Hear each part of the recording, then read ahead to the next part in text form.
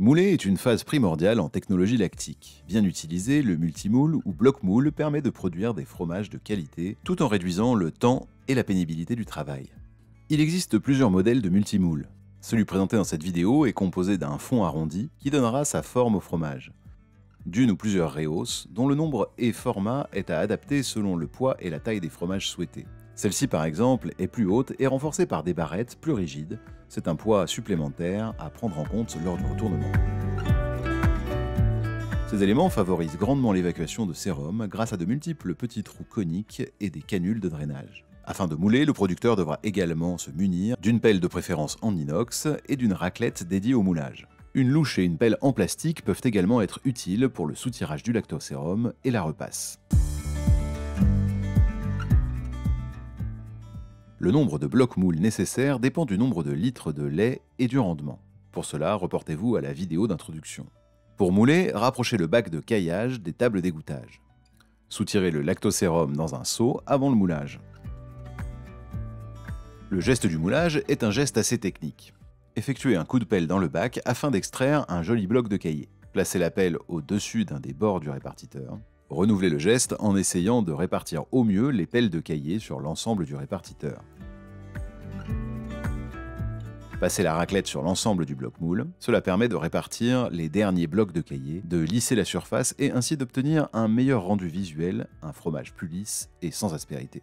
L'idéal est de répartir l'ensemble du caillé entre les différents blocs moules, en descendant par paliers ou strates dans le bac de caillage. D'où l'importance d'avoir calculé et préparé en amont son nombre de multimoules, au risque de se retrouver avec des fromages trop légers ou trop lourds. Arrivé au fond du bac, on obtient un mélange de morceaux de caillé et de lactosérum. Il faut l'homogénéiser délicatement avant de le répartir dans les différents multimoules. C'est ce que l'on appelle la repasse. Si pour différentes raisons le caillé de surface est plus ferme, il est en général inutile de repasser sur les deux premiers blocs moules. À la fin du moulage, il est tout à fait possible d'empiler les blocs moules les uns sur les autres, car le sérum est évacué par les côtés et ne retombe pas sur le caillé du dessous. L'égouttage est plus rapide avec des blocs moules et le retournement devra intervenir 2 à 3 heures après le moulage.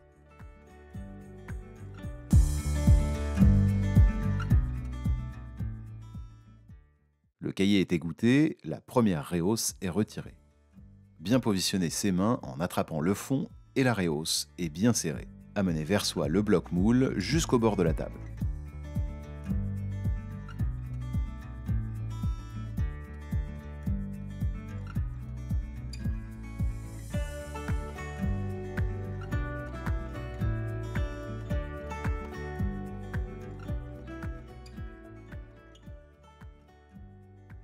Il faut suffisamment de force dans les bras pour effectuer cette technique seule, mais elle peut également s'effectuer à deux.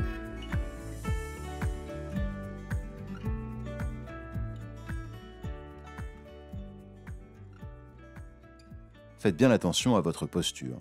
Adaptez bien la hauteur de la table, ne pas se faire mal. Avant de se lancer, on peut s'entraîner sur un bloc moule vide. Cela permet de tester et de choisir la technique en fonction de sa morphologie, sa force et ses préférences. Dans toutes les manœuvres, le geste doit être rapide afin d'éviter les casquettes, c'est-à-dire les fromages déformés lors du retournement.